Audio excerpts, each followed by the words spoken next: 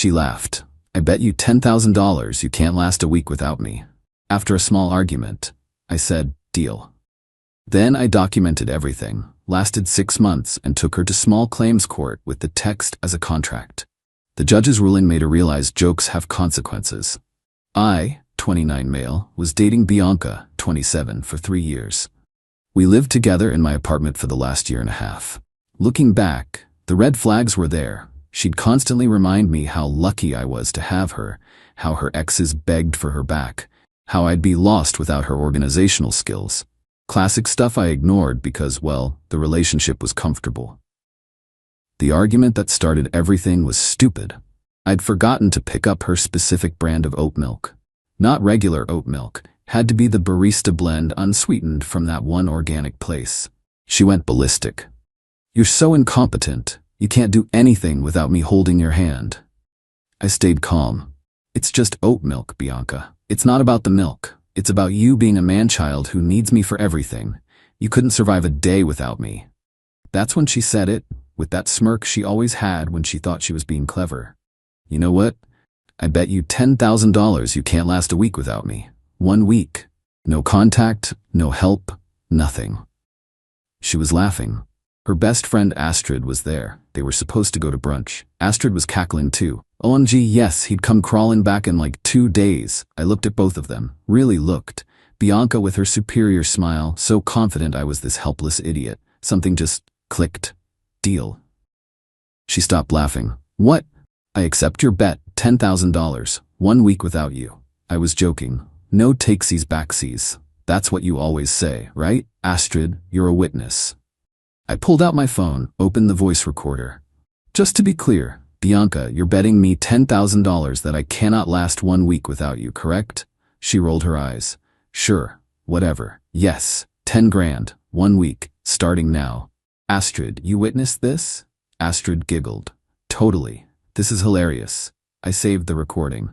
Then I texted Bianca, confirming our bet, $10,000 that I cannot last 1 week without you.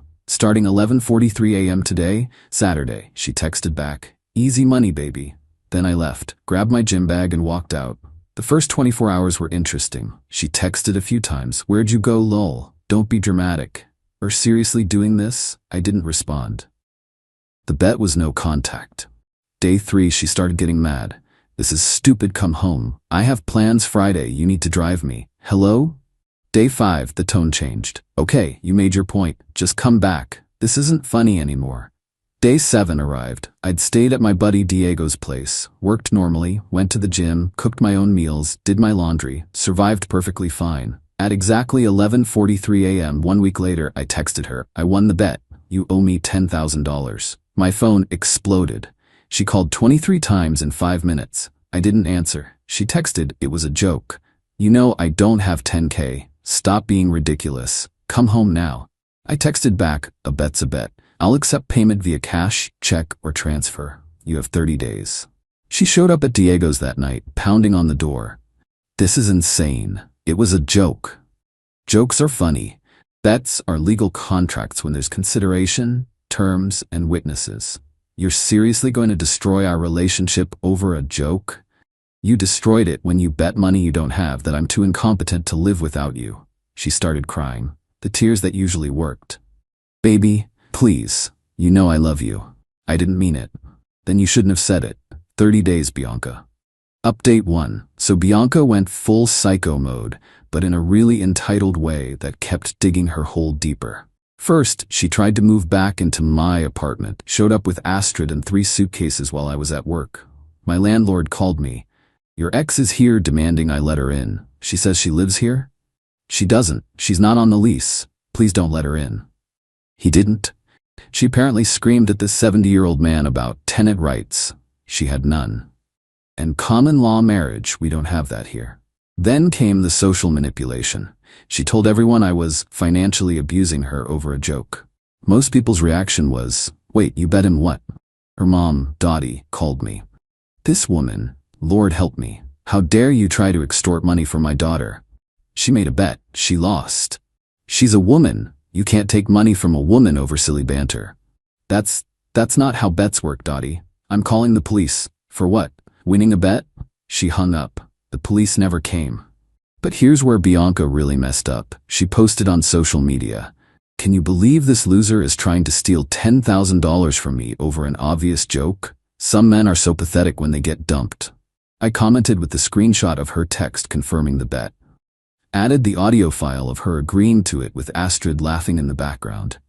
The comments were brutal. "Girl, you made the bet though. Play stupid games, win stupid prizes. Maybe don't bet money you don't have. This is embarrassing for you." She deleted the post, but I'd already screenshot everything. Then she tried to get me fired. Called my company claiming I was harassing her. My manager pulled me aside. "Hey, so your ex called HR saying you're harassing her about money?" I showed him everything. He actually laughed. "She bet you couldn't last a week without her? Bro, that's cold. Right? So am I in trouble? For what? Not needing your girlfriend? Get back to work." But the peak entitlement came when she sent her new boyfriend to talk to me. Yeah, new boyfriend. 2 weeks after our breakup. This dude Terrell shows up at my gym. Massive guy, probably 6'3", clearly trying to intimidate me. "You need to leave Bianca alone about this money thing." I'm mid-bench press. "Who are you?" "Her boyfriend, and I'm telling you to drop it." "Did she tell you she made the bet? It was a joke." "Did she tell you she confirmed it in writing?" He paused. "That doesn't matter. Legally it does. Also, my guy, you've been dating her for what, a week? And she's got you fighting battles over money she owes her ex? You sure you picked a winner?" He stared at me. I could see the wheels turning. Just drop it, man." "No, she owes me $10K. If you want to pay it for her, that's between you two." He left. Found out later they broke up that same day. Apparently he asked her why she didn't just pay if it was only $10K, and she admitted she was broke. He bounced. Meanwhile, I'd been documenting everything.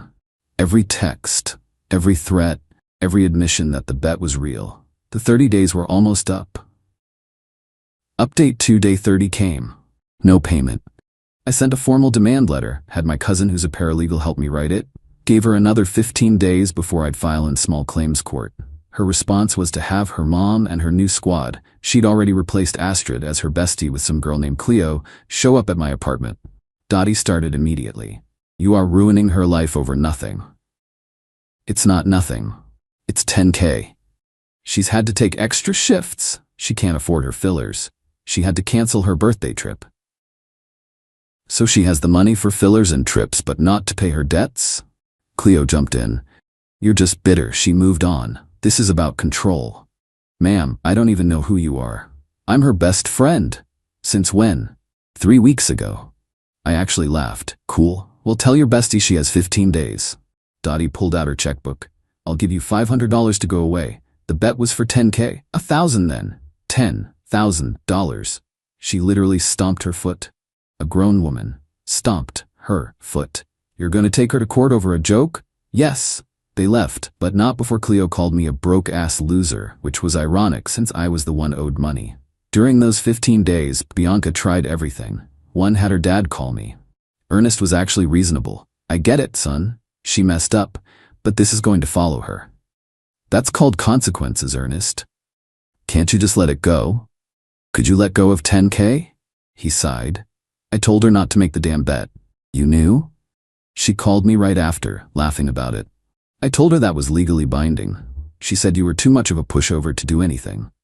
I recorded that call too. 2. She tried to seduce me, showed up in the dress I used to love, crying about how she missed us. "Pay me my money. We can work this out, baby." "Sure, pay me and we're worked out." She called me heartless and left.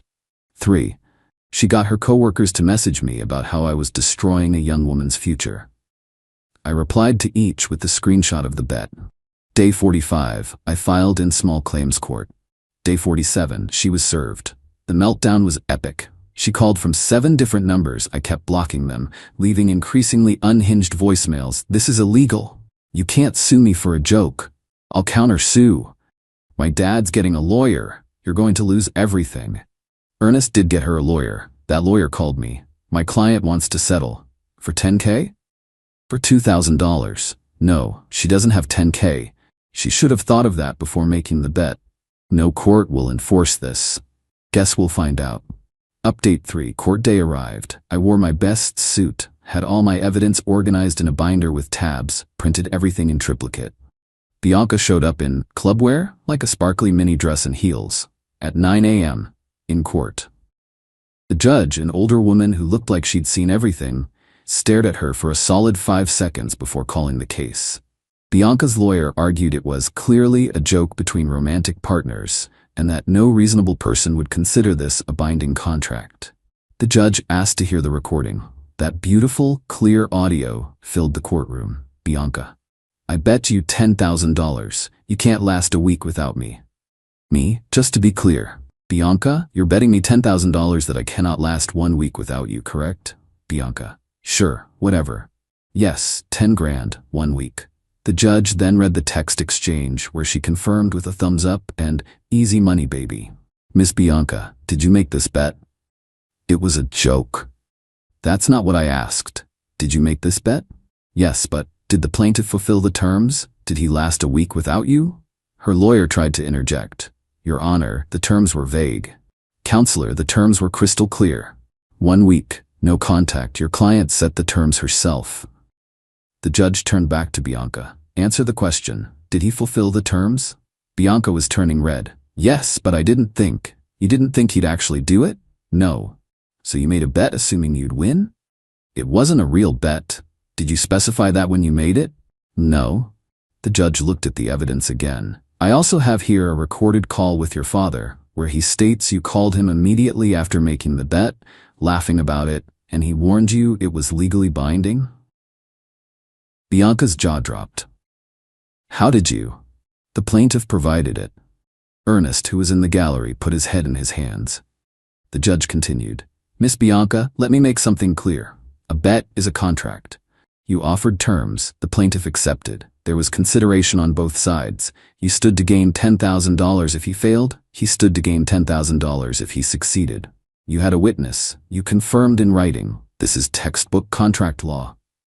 Bianca's lawyer tried one more time.